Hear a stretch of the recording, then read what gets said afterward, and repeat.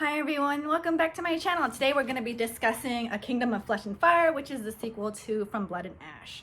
So if you want a non-spoiler review, please look at my February wrap-up where I talk about both books without spoiling anything. This is just going to be talking about the second book. If you want to have a small discussion on From Blood and Ash, you can just check out my From Blood and Ash reading blog and we'll talk from there. But from here, we'll go ahead and split the discussion into 3 parts, and I would love for you guys to comment and talk about it with me. Let what we speculate for the next couple months until the third one comes out, which I'm very, very excited for. I feel like I loved this book even more just because it explained a little bit more. I mean, with From Blood and Ash, you had to do the background and the world building about Ascension and Athleans, because I don't know how to pronounce that name. But then it ends on, well, we're gonna go marry and we're gonna go back to the land. And I'm like, what are you playing at here? Luckily, I started reading this after the second book came out, so I didn't have to wait like everyone else. But man, was that a cliffhanger. So when we start this book, it talks about how he's like, yeah, we're gonna marry. And Poppy's like, dude, you are tripping because there's no way I'm gonna marry you.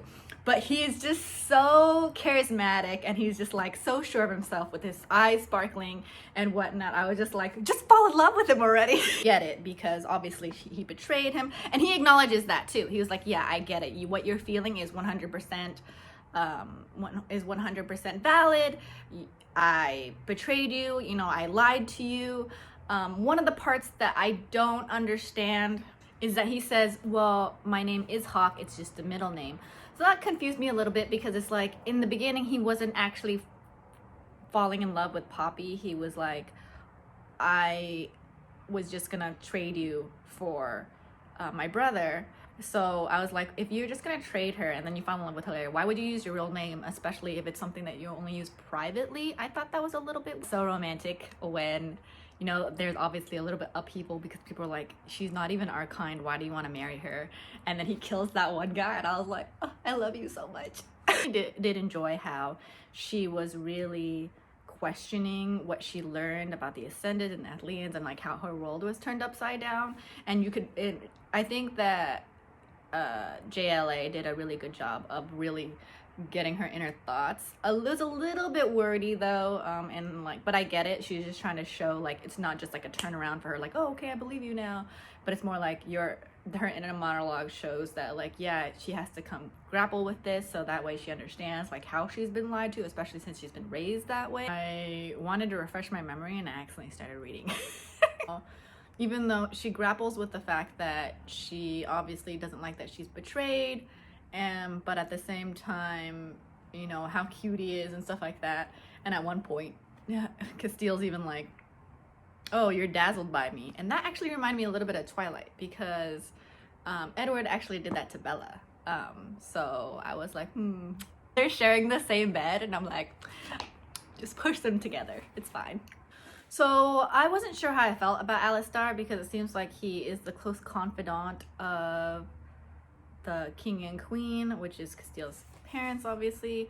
But he seems to have like, he seems like a pretty good person.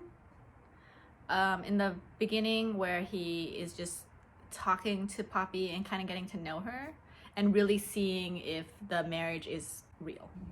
What I think is interesting about the marriage pact is that it was definitely a different take. I read a lot of fan fiction, so I see a lot of marriage pacts. But this one was interesting just because I feel like instead of it like being a law to like mix blood or whatever, this one is more like so that way they can go as a united front, so that way they can trade for the brother and also have a better life for the Athleans. And then he's like, oh yeah, and then you can divorce after, you can free to do whatever you want. But even reading it, I knew that he was going to try to convince her as much as possible just to stay with him, because you could see it in his eyes, even through Poppy's eyes, that he was in love with her.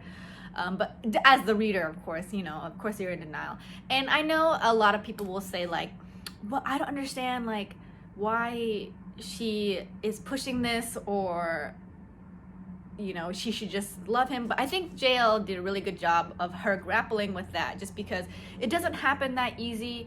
We're reading it as readers versus somebody feeling it emotionally, hence why like in real life, like it takes me longer to break up with somebody, even knowing that I should, just because there's a lot of emotions involved. I thought it was really nice how Poppy tried to sacrifice herself for the little boy, especially since, you know, obviously the little boy didn't really like her since she's not part of Leon, or a part of their people, and then got captured by Lord Cheney. Man, I'm pronouncing all these names wrong. But off topic, how cool do you think it is that wolves are bonded to Adeline? Like they have their own part, like Kieran is with Castile, and they can feel each other. I think that's crazy cool. I want my own little wolf pet. That would be so cool. And then he could feel, well, I mean, but that would be kind of cool. Come on, right? A werewolf person? Well, not a werewolf, a wolven. For part 2, I really liked how this is where Castile and Poppy get closer. You know, she's worried about him, especially when like the Dead Men's crew, what is their names? I don't remember.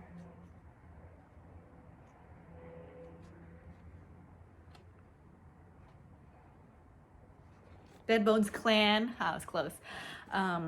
You know, and then they end up in Spence's, and I need to learn how to pronounce these words. And you know, you get to meet the other wolves. I loved how there was the warriors were women. It was just like a really nice town where people respected each other. Yeah, they respected Prince Castile, but then they weren't equal 100%, but like still on the same familiarity level. So it's nice that it wasn't just like turning their noses. How the turning point of their relationship is really when, you know, Castile goes into this like monster form, hunger form, I guess, and then he's obviously embarrassed because he could have hurt Poppy, but in the end they only ended up doing stuff. And he saw Kieran as a threat when Kieran went to try to save Poppy, and then Poppy was able to calm him down with her empathy powers. And you know, Kieran reveals that, well, it's because he hasn't fed in a long time, and he refuses to feed on anyone that's not her, because in their culture they only feed on, when they find their mate, the person they're going to be with, they only feed on each other. So that really shows that his restraint, and that he doesn't want to feed on anyone but her. And then she thinks about it and then agrees, and then that's when they, you know. I think it's especially telling that Alistar keeps accidentally dropping accent, like he's like pulling a Hagrid where he's like, I shouldn't have said that, except unlike Hagrid saying I shouldn't have said that in the movie for Harry Potter being comical, it sounds like he's doing it on purpose, like, oh man, I need to learn how to keep my mouth shut. You're thousands of years old, not literally, but you know, you're really old, you know, by now, so you're doing it on purpose because you're trying to freak out Poppy. And then when Kieran was like, I think you guys are heartmates, and I love when I find out somebody's, I mean, it's not confirmed, but I love when I hear that those exist. I think it's just because they don't exist in real life to me. Like, I don't believe in soulmates. So when I read it in story, it just really makes me even more happy, just because I'm like, there's a chance that they could be fated together. Tell me more. Back on the Alistair thing, especially when he accidentally brings up the joining, like, are you serious? Especially when Castile has to reassure her later, like, that, yeah, sometimes that happens, but that doesn't literally mean sex. So it's kind of like, and then we get that bomb where it turns out Alistar was woven bonded to Malik. I was just like, that's really crazy. That I did not expect. That came out of nowhere. And the fact that he was so, even though he was bonded to Malik, but he instead to Ilona, the queen, told her what happened, and breaking that bond. I'm wondering, is it because he was really that, like, to Ilona? I'm wondering if he's in love with her, or like what's going on there.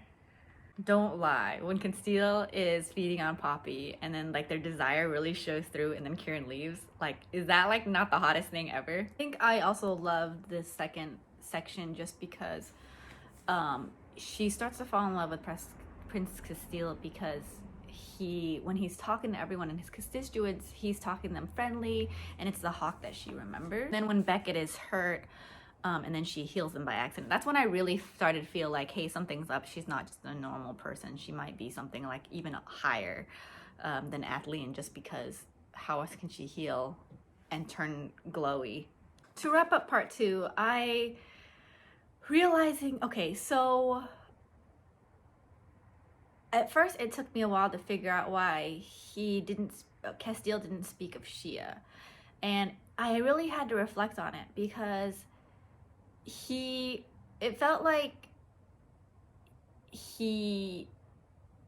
when he said that he killed Shia, I was like, why would you kill somebody who was trying to save you?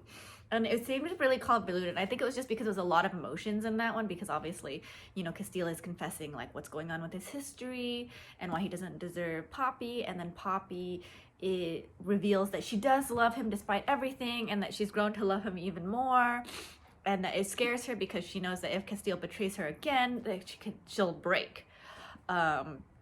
And then, and then, so I had to reread that for a little bit. And then I realized the reason why is because it feels like she didn't really want to save Castile because, you know, she traded Prince Malik for Prince Castile.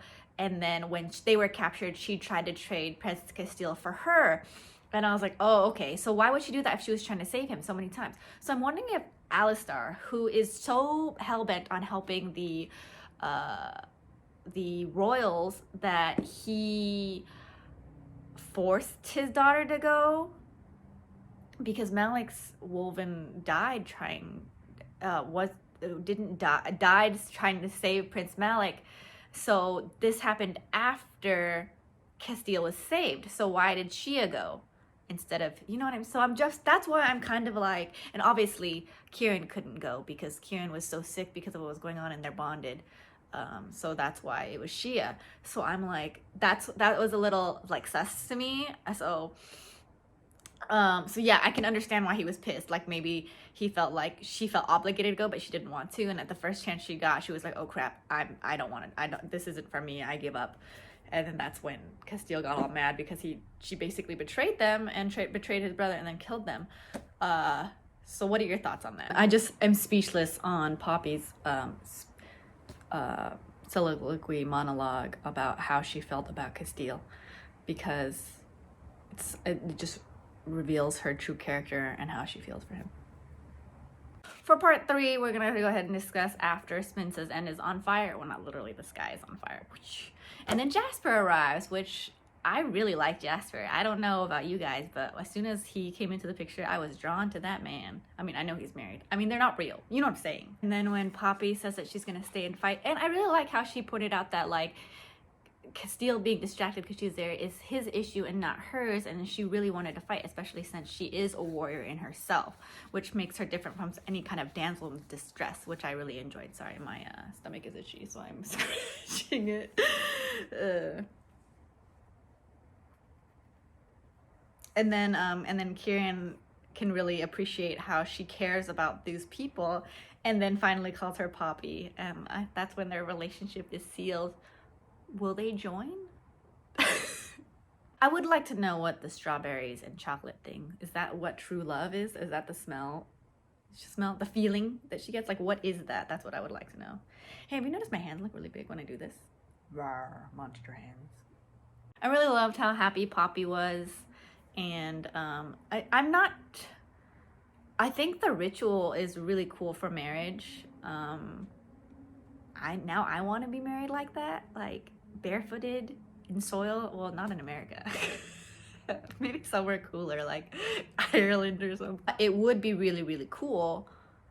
I'm sorry, I'm ahead of myself. I thought the joining was interesting because actually when Von Netta mentioned that the joining makes the mortal live, not Athelian, half mortal, half Athelian, live longer, as long as the Wolven does. I thought that that's how JLA was going to make it so at the end where she lived longer. I'm not sure if that's still gonna happen, especially now that we know that she is a descendant of a deity, so maybe she doesn't need it, but I am keeping that in the back of my mind. But it was cool how it turned to night exactly when he was husband and wife. The omen thing, I was like, oh, that is so cute. The gods bless their union. How pissed were you when you found out they threw gifts, which were the heads of the people from New Haven, like Elijah and Magda. I was furious. Not into blood play, but the first, like I said, the wedding was beautiful, and I really liked how, you know, the swirl and the rings. Although I thought it was interesting how they did it on their pointer finger instead of the ring finger.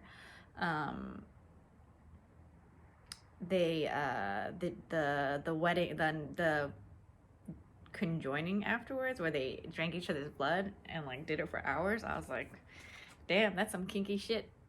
Honestly, I feel like I knew something was up because it was a lot of foreshadowing about her powers and the culling, and I knew, especially with the wolves being able to hear her, that something would happen. I thought it was interesting how they were surrounding her at the very end. But then I read back again and I realized the reason why is because the wolves were actually the protectors of the deities, but obviously when they died off, they didn't have any else, so that's why they went to the Athleans. And then Poppy being the last descendant, they went to her, and that's how they could hear her. Another thing is that I really loved how Castile handled figuring that out. At the very end, he put down his swords in awe of her and not in fear of her. So he's obviously like, damn, my bitch is badass and I love her. And then I'm not sure how I feel about the reaction from the king and queen, because she looked more like it's fear. So I'm wondering if it's because she is scared, as in she thinks that Poppy is trying to overthrow it, or if she was ever trying to overthrow it. My suspicion is this: Alistar, number one, tried to get Castile to marry his daughter, and number two, tried to marry his grandniece. So I'm like, why are you pimping out all of your relatives to him? Like, you want to be connected to this. And especially since he did that noble thing of when the first king betrayed the queen and then fell in love with the mortal, and that's how they got the first ascended. He broke that woven bond to tell the queen, and that's why he is a trusted advisor. And it makes me wonder if that's the reason why the queen is fears it, because it, like, maybe the queen and him was like planning something. So that's what I'm speculating. Her relationship with Kieran was really, really fun. I loved how she was freaking out about the joining, and I'm wondering if the joining is actually really going to happen. That stuff is crazy. And especially when they were sleeping on the mountain and they were all cuddling together. I thought that was so cute, but I'm not sure if I'm really into that. That would be an interesting take though. And I just love the visual of the blood rain. I'm just so excited for this book because it's going to answer so many questions, and I feel like I'm not going to be able to put it down. Which light do you think is better? This one? This one? This one? This one? This one? This one? This one? This one? Now I forgot what light was which. Do you think that Prince Malik is gonna be okay, or do you think he's gonna be a little crazy? I'm gonna be really sad, but I do hope they save him. And Ian as well, but I think he's probably bad. And if my brother turned into an ascendant and I was Poppy, I would do my brother the favor of killing him. Because who wants to live that life? Do you think that Queen Ilana, or whatever her name is, just seduced Malik because she wanted to rule over Athlian and everyone else, and she failed with Malik, and since the queen killed her, divorced him with the whole Alistar thing, and she slowly tried to that doesn't explain why the daughter was killed. Maybe because the daughter wanted more for her daughter, and Poppy really is the granddaughter of Queen Aaliyah. Islabeth. It would help a lot if I knew how to pronounce these names. And I'm just so many theories. And who's the father? Do you think Alistar was since he helped a lot of people hide from the Ascended, and then her Poppy's father contracted him to try to help save them, and then Alistar figured out what they were and then sent them to get eaten That doesn't explain why he kept them alive, though. So excited for the book to get all these answers. I think it's funny how when they were in the mountain with that creepy mist, when Poppy almost falls over the edge, and then like Kieran and Castile are like, what are you doing? And then she was like, they were calling to me, you know, and then Kieran's like, fucking missed, and he's like waving at it like angrily. Like how stupid he looks. Here's one thing I don't understand is that she helped heal Beckett. So why did he lead her purposely to those group of people who wanted to hurt her? That's the thanks that she gets. I think that's ridiculous. I want to know why they had to go in threes. Why couldn't they just all go into the mountain together? Is this just a rule? What did Alistar say to Castile when he wanted to be alone and then left Poppy by herself? Like, what was so secretive, you know? If Beckett really did lead her to those people, and then the wolves started protecting Poppy when they realized that she was part deity, is Beckett part of the wolves who started protecting her? Like, didn't you just betray her? I don't know. That's what I'm confused about. Maybe he just went away for a second. I'm not. That's what I want to know. It's also interesting how she says that Alistar reminds her of Victor, so I'm wondering if there's like foreshadowing like there, because Victor was always trying to protect her, and I'm wondering if maybe even Alistar is trying to protect her from the future that she might not want.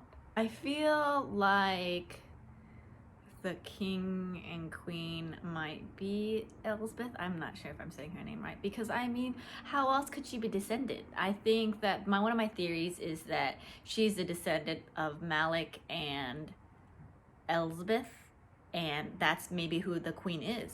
Elsbeth could be Isabel, and that they had a child before, and then that's why the queen held her in such high regard. And maybe that's the reason why the queen let her mom not become ascended, just because, you know, so that way she could have another descendant. And then that became Poppy. And then it was clear that Poppy's mom and her dad were trying to run away, not because they wanted a simple life, but they were running from something. So I'm wondering if it's because they were running from the queen, and then the queen caught up with them, and that's the reason why they kept her. I have so many theories. When the Duchess, before she died, was like, the queen would be so proud that you were able to overthrow something that she couldn't do. So I'm like, is it because she was also trying to do that? And what are your theories? Before I end this video, I just really love the image of Poppy, you know, with her crackling form, you know, defending herself with all those little wolves around her, big and small. What a badass.